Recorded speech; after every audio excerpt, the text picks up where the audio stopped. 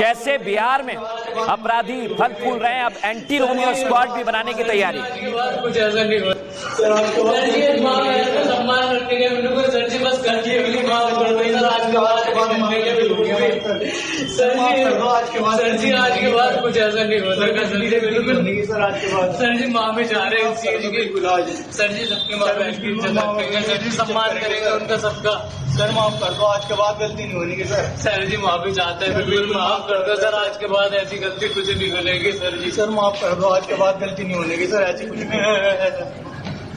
अब मैं आपको दिखाता हूं दर्शकों, जो लोग अवैध निर्माण बनाकर बैठे हुए हैं वो भी सावधान हो जाएं, क्योंकि आपके घर की मुनादी होगी। सुनवाता हूं आपको।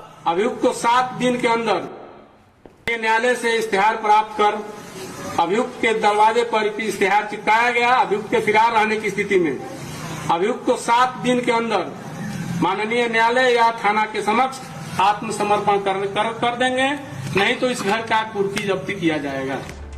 अब दर्शकों मैं आपको बताने वाला हूं, जैसा उत्तर प्रदेश में महिला फोर्स तैनात है, महिला ब्रिगेड तैनात है, वैसे ही अब बिहार में भी एंटी रोमियो स्क्वाड और महिला ब्रिगेड आने वाली है। दर्शकों, यूपी की तरह बिहार का रोड मैप तैयार है। रोड छाप मजनुओं की अब खैर नहीं है। बिहार में एंटी रोमियो स्क्वाड की घोषणा हो चुकी है। बिहार में स्कूल कॉलेज के बाहर महिला फोर्स की तैनाती होगी। दर्शकों, इसके लिए बिहार सरकार 2000 नई स्कूटी खरीद रही है। दर्शकों, और महिला पुलिस कर्मियों को दी जाएगी ये स्कूटी, जैसा आप देख रहे हैं। इसी स्कूटी से महिला पुलिस अब जगह जगह गश्त करेंगे। छात्राओं से छेड़खानी या बदसलूकी पर तुरंत कार्रवाई होगी। साथ ही महिला अपराध को रोकने के लिए पूरी तैयारी कर ली गई है। महिला से बदसलूकी करने वालों पर फौरन एक्शन के आदेश दे दिए गए। सम्राट चौधरी ने कहा, महिला अपराध को बर्दाश्त नहीं करेंगे। यह कदम न केवल सुरक्षा बढ़ाएगा बल्कि भरोसा भी बढ़ाएगा। साथ ही सोशल मीडिया पर भी पुलिस की नजर रहेगी। आपको सुनवाते हैं कैसी तैयारी है, सुनिए जरा। महिला संबंधी अपराध में संलिप्त एक अपराधी बाहर से आया था और संभवतः मारीच की तरह घुसा था, लेकिन जब यहाँ की पुलिस की गोली ने उसकी शरीर को छलनी किया तो कल वो चिल्ला रहा था कि साहब मैं गलती से उत्तर प्रदेश की सीमा में आ गया हूं, आगे से ये दुस्साहस नहीं करूंगा। और यह हर उस अपराधी को करना पड़ेगा जो महिला सुरक्षा में सेंध लगाएगा।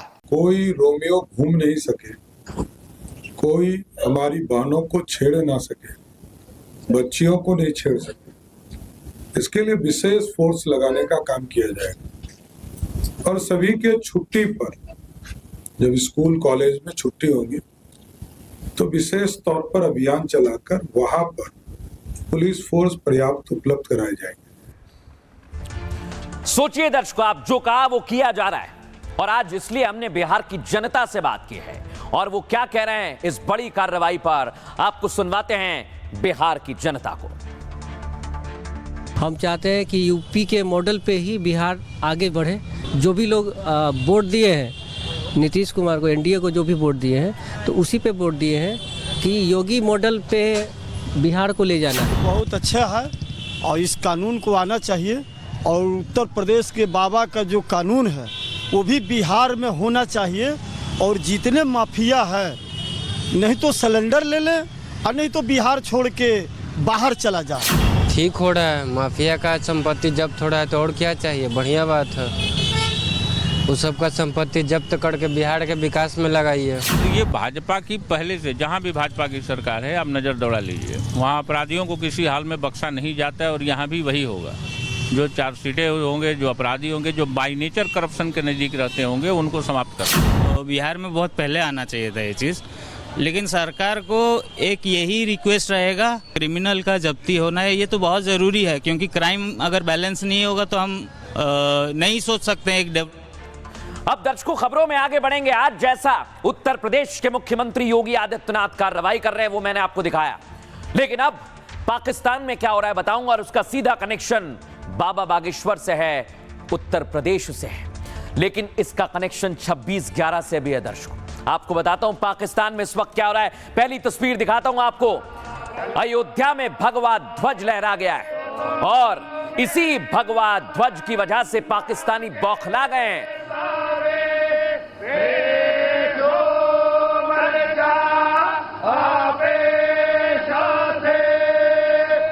सामो घर भी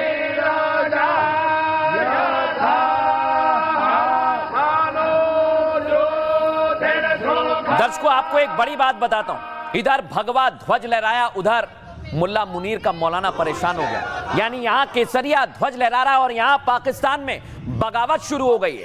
मुनीर का मुल्ला भी अब बगावत पर आ गया।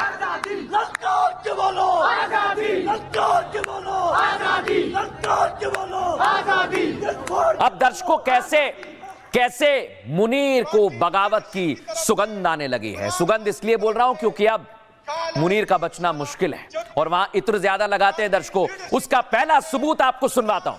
की तरफ से जब भी पार्टी लीडरशिप की तरफ से, इमरान खान की तरफ से कॉल आएगी इंशाअल्लाह ताला, तो हम साबित करेंगे कि पाकिस्तान इमरान खान का था, इमरान खान का है और इमरान खान का रहेगा इंशाअल्लाह ताला। अब वहां के मौलाना दर्शकों कह रहे हैं एक हिंदू के आगे 90,000 पाकिस्तानियों ने घुटने टेक दिए थे। ये वो तस्वीर है, ये वो सबूत है जो पाकिस्तान भुला नहीं पा रहा है। सुनिए जरा। सन 1971 में 90,000 से ज्यादा फौजी एक हिंदू के सामने सरनगू हुए। तुम्हारे किरदार ने हमारी नाक काटी थी।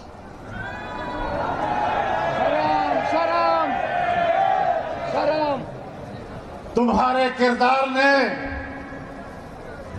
कौम के सिरों पर जिल्लत और रुसवाई का टोकरा रखा था। हम भी आपको जानते हैं और आप भी हमें जानते हैं। लेकिन दर्शकों, आपको बता रहा हूं मैं, ये पाकिस्तान पर दूसरी तरफ से पूरी तैयारी है और वो है अफगानिस्तान का मोर्चा, जहां पर पाकिस्तान अंदर गृह युद्ध की वजह से परेशान, तो पाकिस्तान में तबाही का एक तरीका अफगानिस्तान ने खोज निकाला है।